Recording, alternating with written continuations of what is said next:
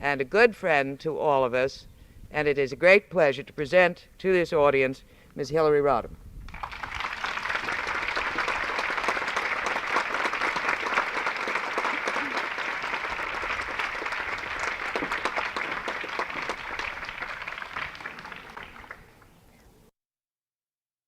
I'm very glad that Ms. Adams made it clear that what I'm speaking for today is all of us, the 400 of us.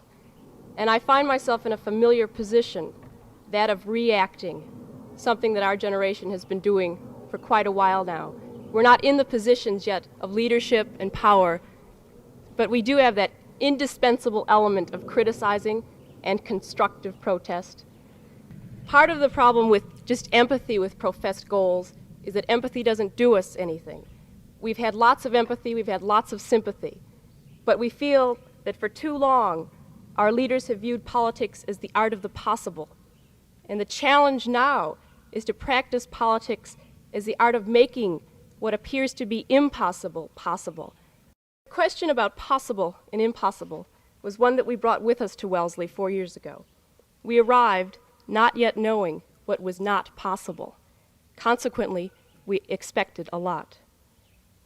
Our attitudes are easily understood, having grown up, having come to consciousness in the first 5 years of this decade, years dominated by men with dreams, men in the civil rights movement, the Peace Corps, the space program. So we arrived at Wellesley, and we found, as all of us have found, that there was a gap between expectation and realities. But it wasn't a discouraging gap, and it didn't turn us, into cynical, bitter old women at the age of 18. It just inspired us to do something about that gap. What we did is often difficult for some people to understand. They ask us quite often, why, if you're dissatisfied, do you stay in a place? Well, if you didn't care a lot about it, you wouldn't stay.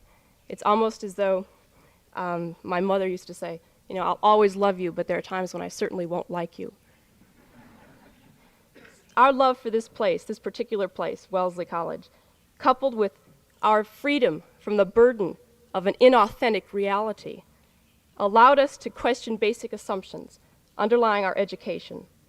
But we also know that to be educated, the goal of it must be human liberation, a liberation enabling each of us to fulfill our capacities so as to be free to create within and around ourselves.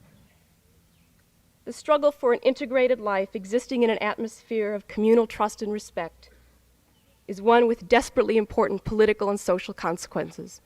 And the word consequences, of course, catapults us into the future.